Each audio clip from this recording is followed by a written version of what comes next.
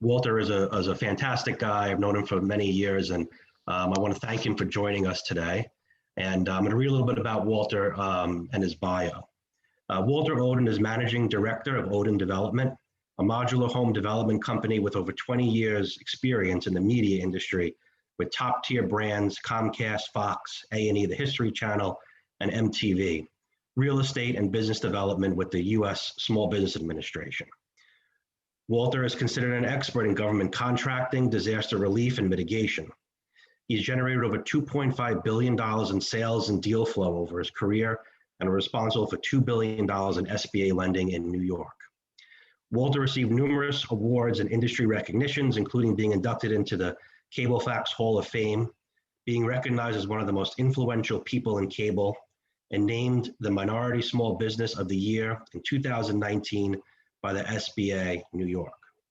Walter is also a Goldman Sachs 1000 Small Business Program graduate. Walter, thanks so much for coming on and joining us today. Thank you.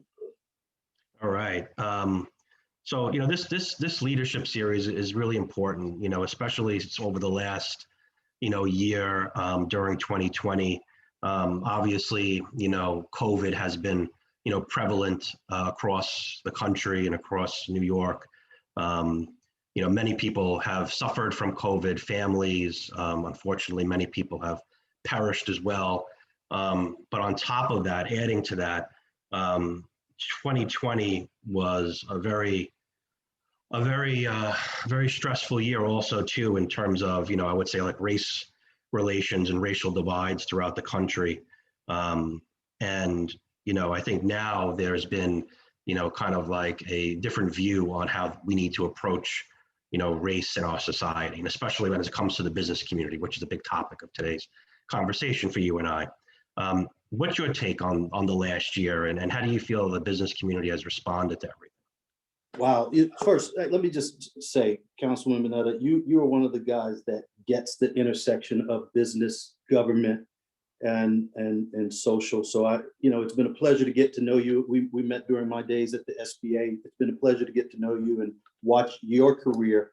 And I think I told you earlier, I have a feed that tells me what you're doing, so I know if I'm doing the right thing. So I appreciate that.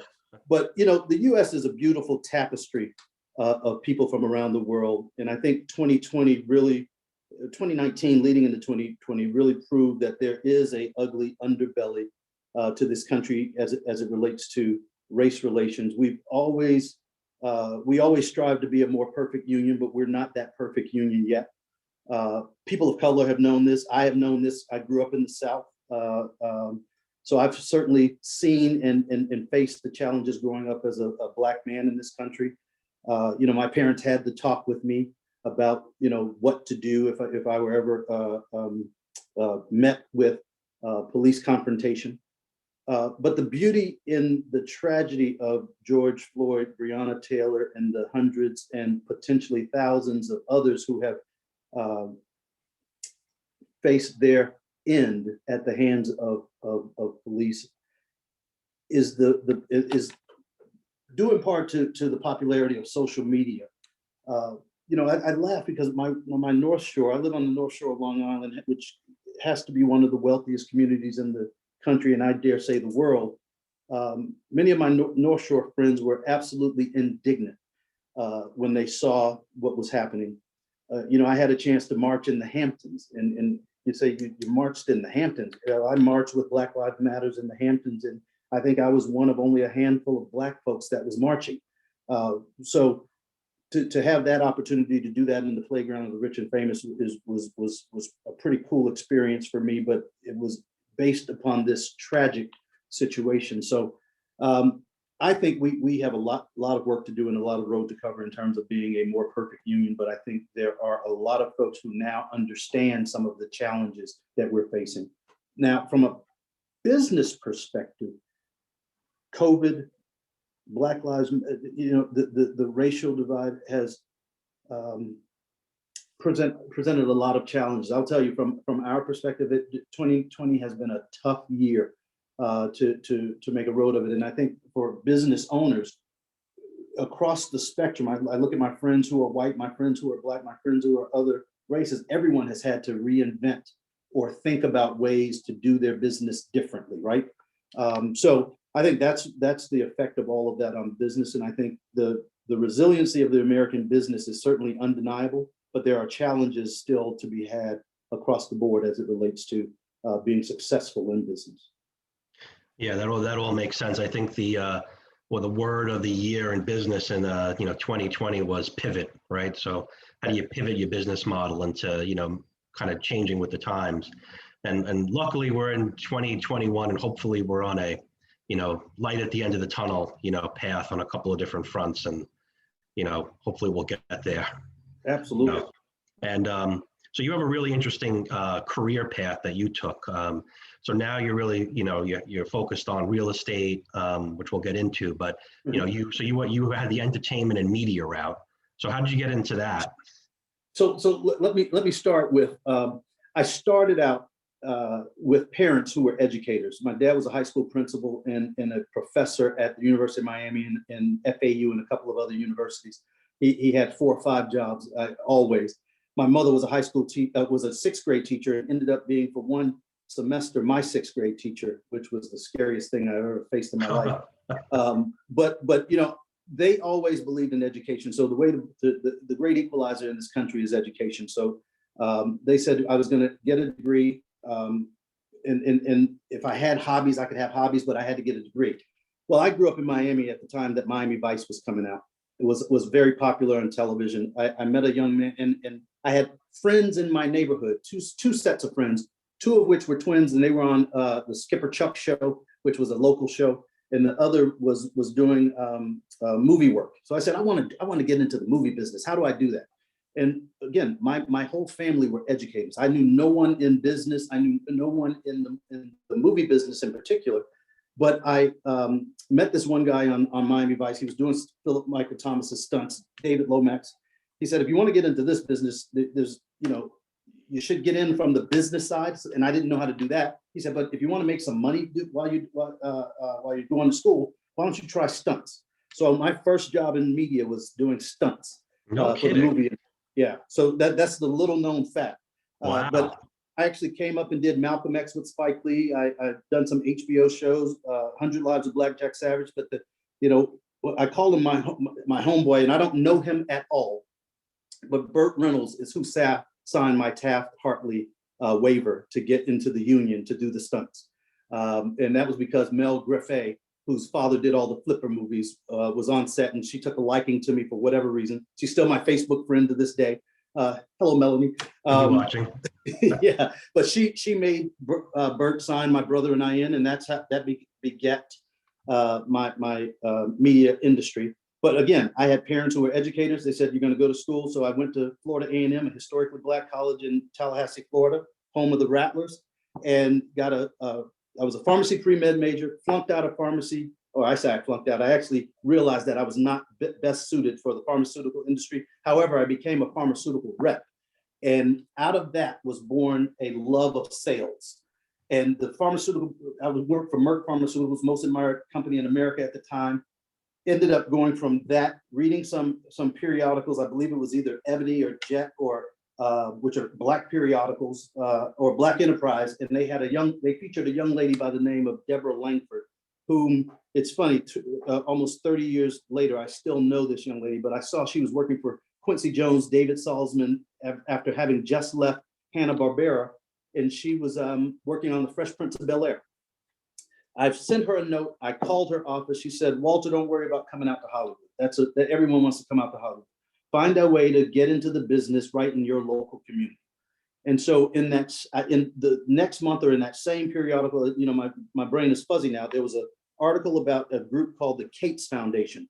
Walter Cates was one of the founders of Hubbard in the satellite industry, which became DirecTV. But they were looking for people of color who had backgrounds in business to come into the nascent, at that time, cable industry to help grow the cable business. And I did just that. I went to go work I was in Virginia, in Harrisonburg, Virginia, home of the James Madison Dukes. And I ended up going to work in Hampton, Virginia, Reston, Virginia, and Williamsburg, Virginia, for Time Warner Cable, and that was my entry into the television business. On the cable side, building out cable systems first. Ah. And so you have video on demand in your home because of the work we were doing at Time Warner with the full service network in Orlando, and in Hampton, Virginia was one of the first advanced analog rebuilds that in the country. And you're talking about a guy who the only thing I knew about cable is that I lived on an Adelphia system in South Florida, and I used to get these HBO free for 3-month coupons in the mail.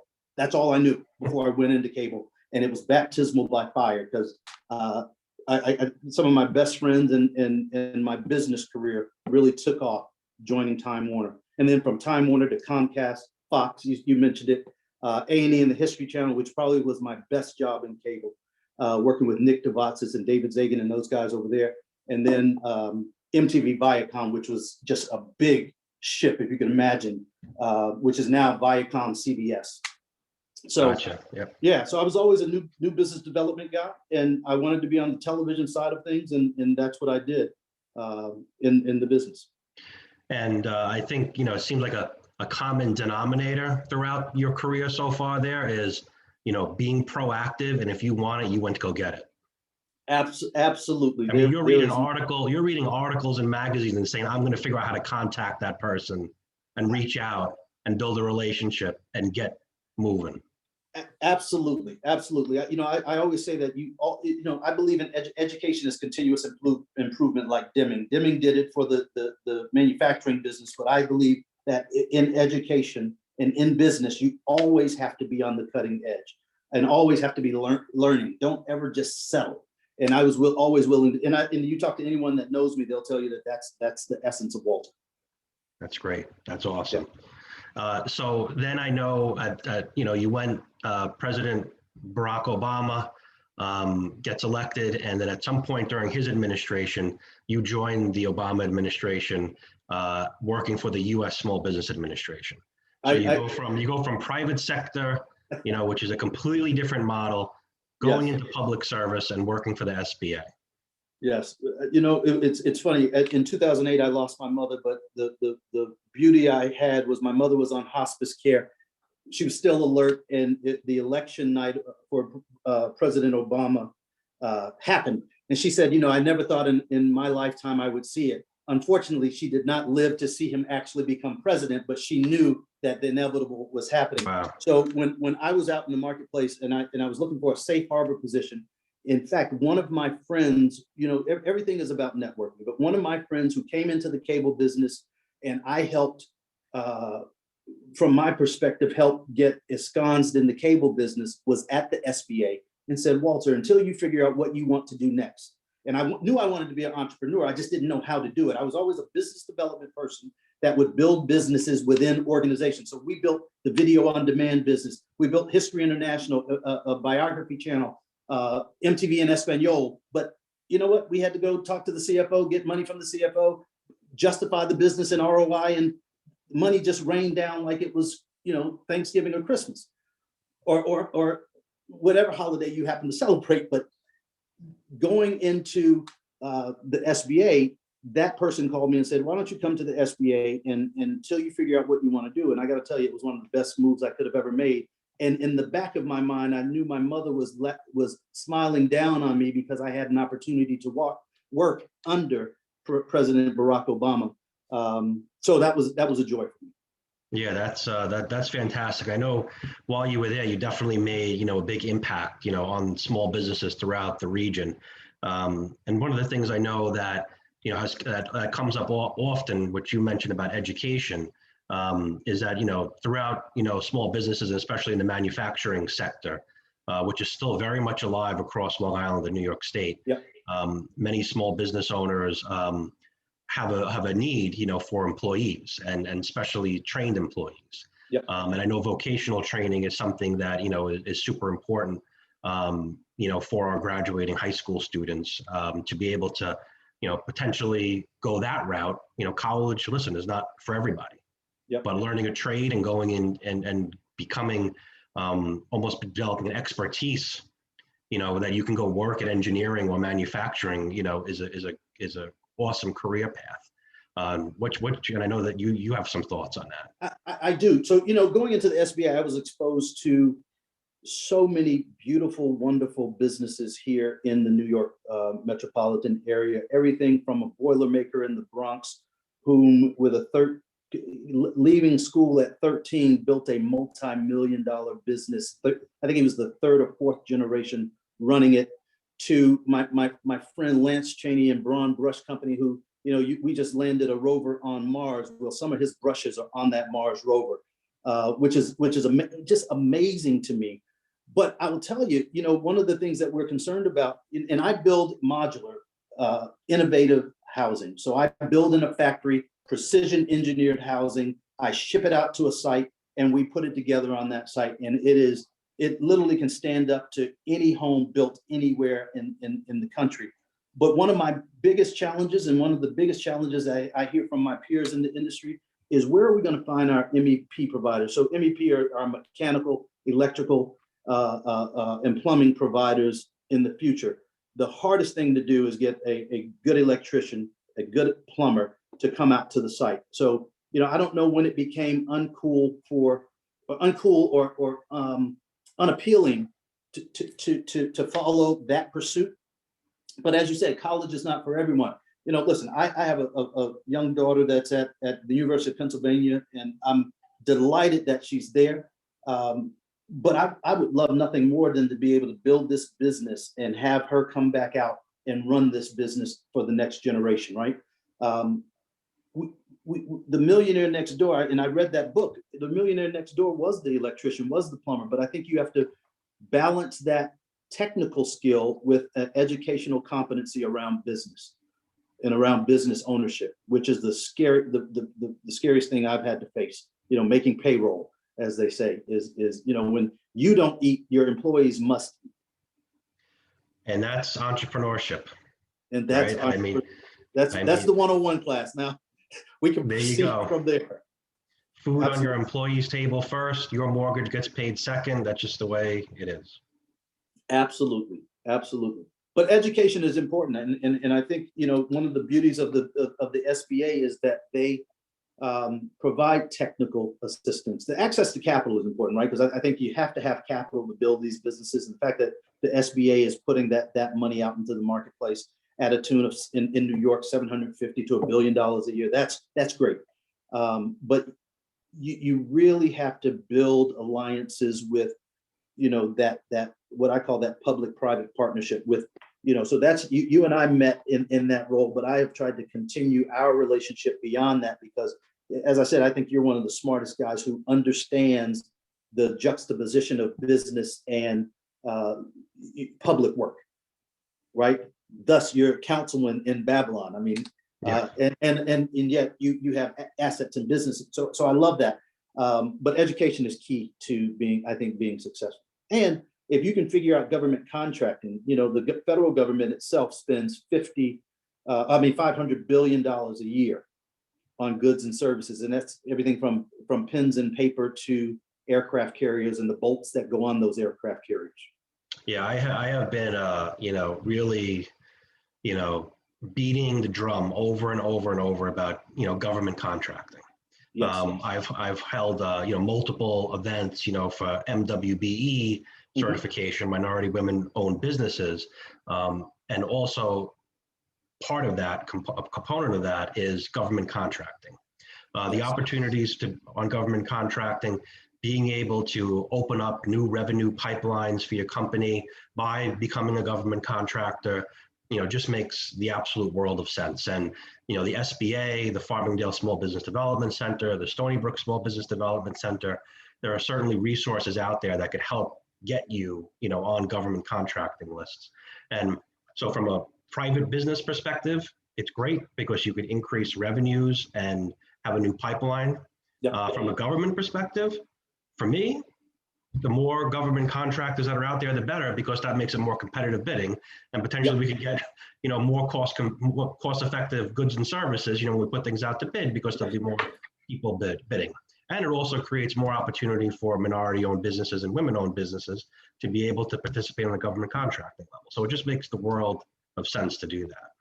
I think, and also at the end of the day, these are your tax dollars at work, right? And from an MBE, a women-owned small business perspective, if you don't have a fair share at those dollars, I think the governmental agencies are doing a disservice to the folks who are providing the money for their salaries at the end of the day.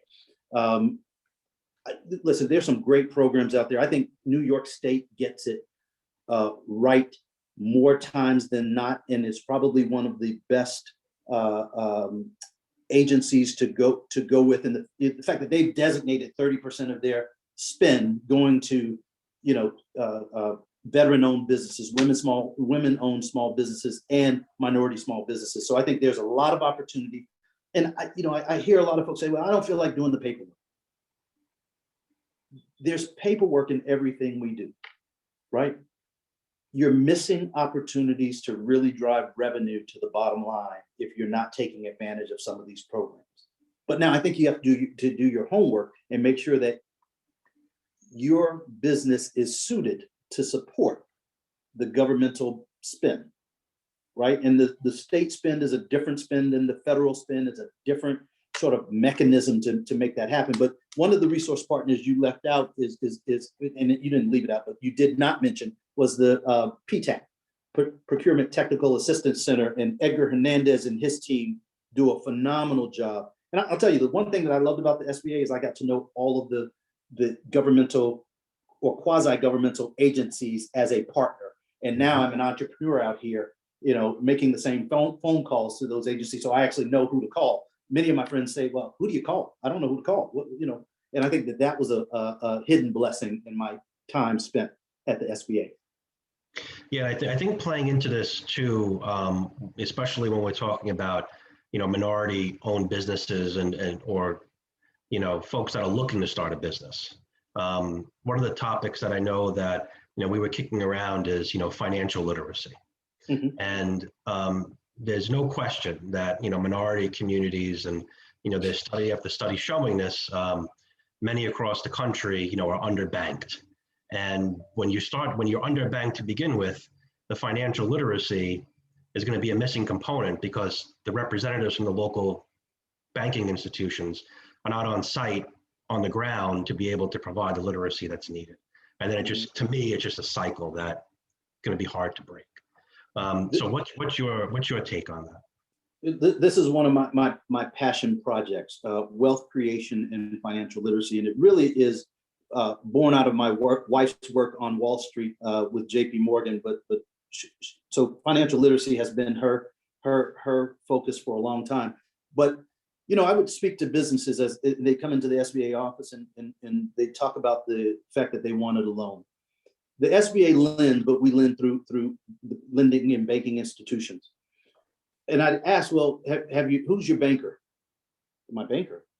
Yeah, have you talked to your local bank? Do you know who your business banker is? And many times the answer was no. So then we talk about credit. We talk about capacity. We talk about, how they have lived their lives from paycheck to paycheck or credit or a life full of credit. And I said, one of the things that we don't do at the dinner table in many of our homes, and this is Black and white communities, is have conversations about money. And especially in some of the well-off communities, because it's passé to talk about money. So now you have the same challenge at entry-level wealth conversations that you do at some of the higher level wealth conversations, in that we haven't had the conversation. You don't know what to do if you inherit, 200 million, and you certainly don't know what to do to try to grow your dollar to 200 million. So I think that the conversation should be had early and often. Our curriculums in our schools should be modified to make sure that we're talking financial literacy. I mean, if you think about when you were going through school, and you got in those math courses, certainly you talked about algebra, geometry, trigonometry, but some of the basics of your, checkbook, financial literacy, did you have those conversations? And I will say you probably had one or two conversations about it, and that was it. Yet that's what drives business. That's what drives our households, and we have to get better at across the board. So I'm a big proponent in financial literacy. Yeah, I think you even hit the nail on the head with the, like understanding why, your credit report is important, Yes. Yeah. And then, it's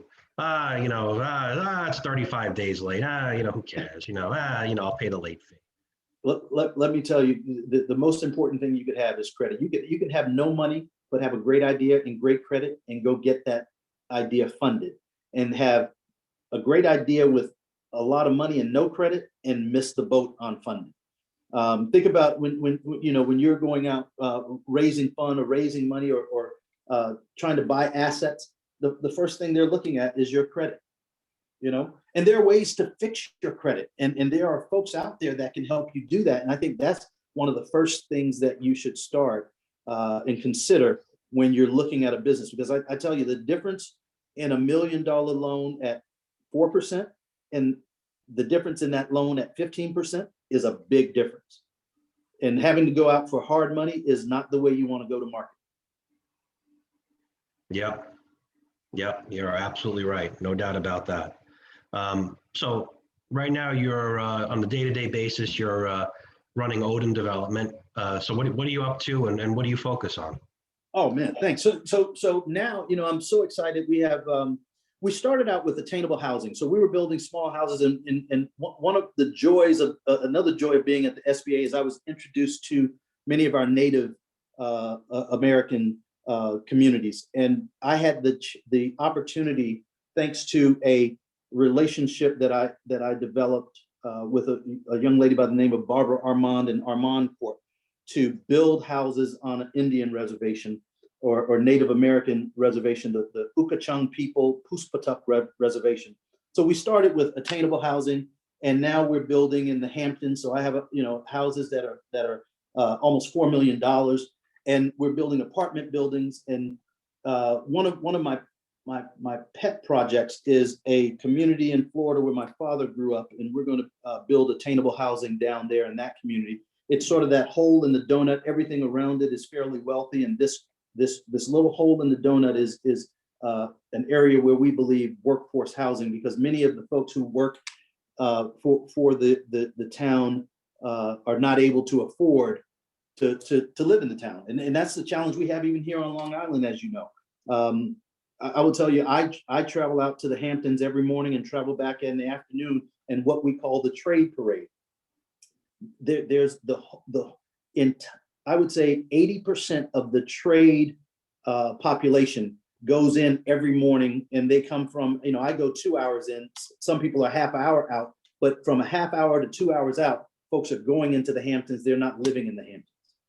So that's the same thing that happens in so many of our communities around the country. So we have to, and I know there's a lot of NIMBYism around affordable housing or workforce housing or attainable housing, but if your kids can't afford to live there in these communities, and the workers who run the communities can't afford to live there, so our services, the firemen, policemen, the nurses, early in their career positions, then what are we doing? I mean, we really have to change our way of thinking about this, and I think be proponents of workforce housing. So I'm trying to do my part in doing it. No, that's great. So, do you have any, parting thoughts? I mean, we had a great conversation, wide reaching. I think you really provided a lot of important feedback to current business people, budding entrepreneurs. And it's really important, that we had this discussion today, and I really appreciate it. Do you have any parting final thoughts for our conversation today? I'm never at a loss for words. So, I think there are a couple of things for small businesses. One is get to know your banker, right? Systematize your operation. I know a lot of brilliant business folks who, if something were to happen to them, their businesses would fold tomorrow. So systematizing your operation is important. When you're hiring, hire folks who are smarter than yourself and surround yourself with them. Don't try to be the smartest person in the room. In fact, I never want to be the smartest person in the room. That's the reason I hang out with you. Uh, but trying this up with, I always say, I know what I don't know. You know, it's like you there you have go. to. Yep. You have to know what you don't know. And one of the things that we're embarking on now to grow our business in new ways is JV and teaming agreements and arrangements. So we're looking for larger opportunities. We have but so much capacity. So if I partner with someone who has just as much capacity, guess what? We can exponentially grow both our businesses using the core competencies that we bring to the table. And I think you have to build rapport with bigger firms, with your state government. So going to these networking events is important, right? And you got to know where to find the resources. Like you said, you know what you don't know, but you got to know where to find them. And I think a great book to start with is the SBA Resource Guide. It lists every resource you need in the marketplace, and it's specific to your marketplace, right? So New York is going to be different than South Florida, is going to be different than Wisconsin, but get to know your local SBA office in that resource guide, and the watch what the various community boards and towns are doing. So the town of Babylon, you guys are doing phenomenal work. All you have to do is go onto the website and see all of that work. You guys listed there. You're telling us what you're doing, and it's up to us to try to participate in that at some level. So I think you got to do, education, and start locally. Yeah, I completely agree with that. Networking, being proactive, reading and understanding resources, education, getting yourself educated, and reaching out. Part of that networking, asking for any type of assistance, guidance, or introductions, whatever it might be. From my perspective as a town councilman and chair of the Small Business Committee for the town of Babylon, we're always striving to make sure that we're out there, we're proactive, and that we provide a resource for small businesses throughout the town to be able to reach out to. And Walter, thank you so much for participating today. This was great. If anybody has any questions, feel free to reach out to me. I'm on Facebook or my town council office. Feel free to give us a call, reach out via email, whatever we can do to be helpful. So on behalf of myself, Town Supervisor Rich Schaefer, the town of Babylon, and my fellow colleagues on the town council, thanks for joining us today. Thank you.